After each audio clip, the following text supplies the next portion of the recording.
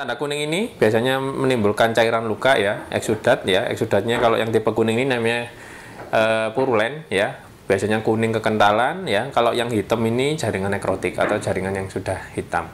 Oke, itu tahap pertama yaitu mengkaji eksudat.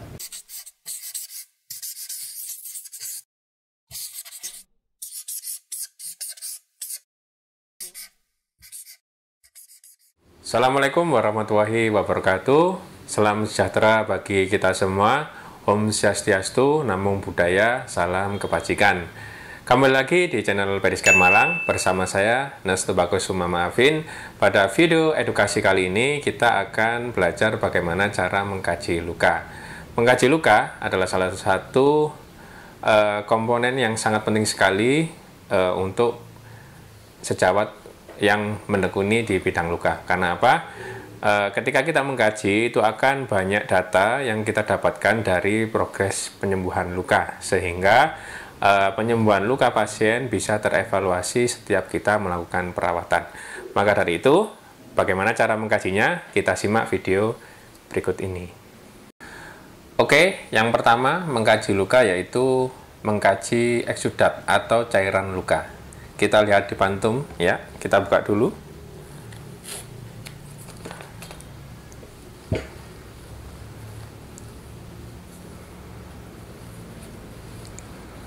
Ya, ini lukanya nggak begitu serem ya. Kalau luka beneran serem ini. Ya, pada tampilan balutan biasanya ketika cairannya banyak itu akan melihatkan warna ya. Jadi eksudat itu bisa kita kaji ketika kita awal membuka balutan ya. Ketika balutannya ini sudah basah berwarna ya, biasanya warnanya kuning, itu artinya eksudatnya termasuk tipe eksudat yang sedang atau banyak ya. Biasanya kalau banyak itu sampai keluar-keluar, itu tipe eksudat yang banyak, seperti itu. Cairan eksudat bermacam-macam ya, ada yang serous ya, itu dia warnanya bening. Terus kalau yang serosanguins itu biasanya agak berwarna dikit putih, agak kekuningan, tapi dia bukan cairan infeksi ya, itu biasanya akibat trauma mikro. Yang ketiga seropululen ya, itu biasanya sering kita temui yang kita nyebutnya nanah ya, atau hemopurulen. Kalau hemopurulen itu cairannya itu bercampur dengan darah, seperti itu. Itu contoh eksudat ya. Oke. Ya, kita buka dulu pantumnya ya.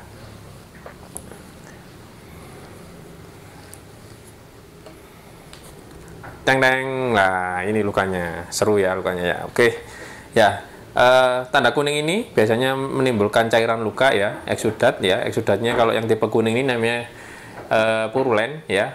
Biasanya kuning kekentalan ya. Kalau yang hitam ini jaringan nekrotik atau jaringan yang sudah hitam. Oke, itu tahap pertama yaitu mengkaji eksudat. Yang kedua yaitu mengkaji warna dasar luka. Mengkaji warna dasar luka itu ada 3 warna yang sering kita temui, yaitu warna dasar luka merah. Merah pun itu ada 2, merah terang dan merah yang berserabut ya, halus ya.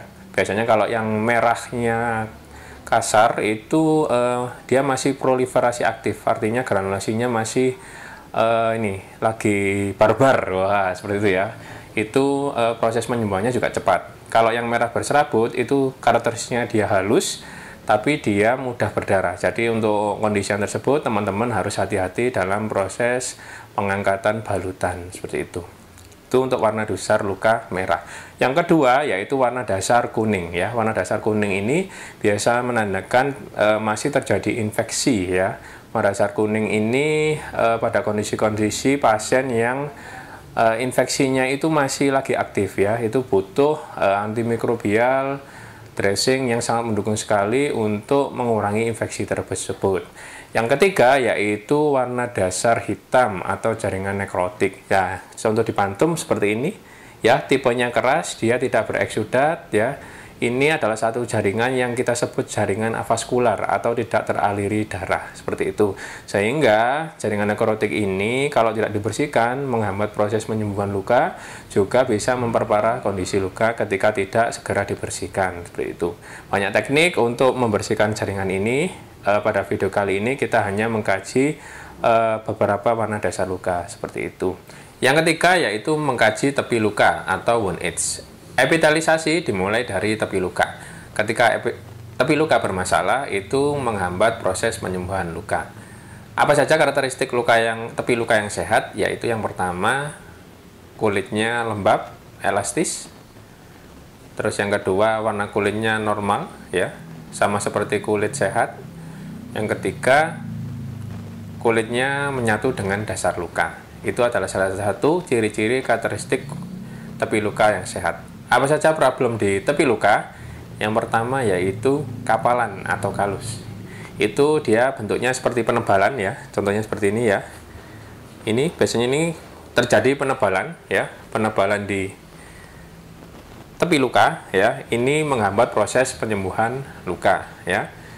Ketika menghadapi kondisi kalus seperti ini, apa yang harus kita lakukan? Yaitu mengurangi kapalannya, ya. Kita tipiskan supaya epitelisasinya bisa berjalan dengan baik. Yang kedua yaitu maserasi. Maserasi itu seperti ini, ya, keputihan. Nah, ini akibat biasanya karena cairan eksudat yang banyak, ya, meluber. Biasanya frekuensi penggantian balutannya terlalu lama, atau memang foam dressing atau dressingnya tidak bisa menampung cairan terlalu banyak, sehingga cairannya itu meluber di sekitar luka menyebabkan maserasi. Ini juga salah satu penghambat penyembuhan luka. Yang ketiga yaitu epibol atau menggulung, ya. Jadi bentuknya itu dasar lukanya itu tidak menyatu dengan wound edge-nya, dan wound edge-nya itu menggulung. Nah, itu salah satu penghambat penyembuhan. Yang keempat, mengkaji undermining atau goa, ya. Undermining atau goa itu semacam ada lubang, ya, di luka, ya. Itu kita bisa menggunakan alat yang lunak-lunak. Itu kita sterilkan dulu alatnya. Kita biasanya pakai cotton bud yang kita sudah sterilkan, ya. Setelah itu kita masukkan di dalam lubang luka, ya. Oke, ya. Caranya ini lukanya sama ini ada lubang di sini, ya. Kita masukkan, ya. Lurus dulu, ya. Setelah lurus, kalau sudah mentok itu boleh digerakkan ke kanan atau ke kiri. Tujuannya mengetahui seberapa lebar lubang goanya, seperti itu. Untuk kedalaman, ya, kita ukur mulai dari kita memasukkan tadi sampai mentok nggak ada lubang lagi. Ini adalah salah satu cara mengukur undermining atau goa, ya. Tujuannya adalah ketika nanti kita perawatan berikutnya itu kita evaluasi apakah terhadap mengalami kemajuan atau tidak, ya, underminingnya. Itu juga salah satu indikator. Biasanya kalau luka infeksi, ketika lukanya tambah dalam, artinya infeksinya dia masih jalan di dalam. Maka dari itu akan menentukan rencana tindak lanjut kita untuk memilih dressing yang tepat untuk kondisi tersebut. Itu adalah salah satu cara mengkaji goa atau undermining, seperti itu. Yang kelima, mengkaji tepi luka atau periwound skin, kita menyebutnya. Mengapa mengkaji tepi luka ini sangat penting? Karena ketika tepi luka bermasalah, itu mengindikasikan infeksi yang masih aktif, ya, bisa terjadi perluasan, sehingga pengkajian sekitar luka atau periwound skin ini sangat penting sekali. Salah satu karakteristik kulit periwound skin yang sehat yaitu teksturnya elastis, lembab, dan warna kulitnya normal. Ketika ada perubahan warna, memerah di periwound skin-nya, itu biasanya terjadi peradangan yang nantinya bisa menimbulkan infeksi. Itu satu cara untuk mengkaji periwound skin. Apa saja problem di periwound skin? Salah satunya yang pertama yaitu maserasi, ya. Sama kayak wound edge tadi, di periwound skin ini juga bisa terjadi maserasi.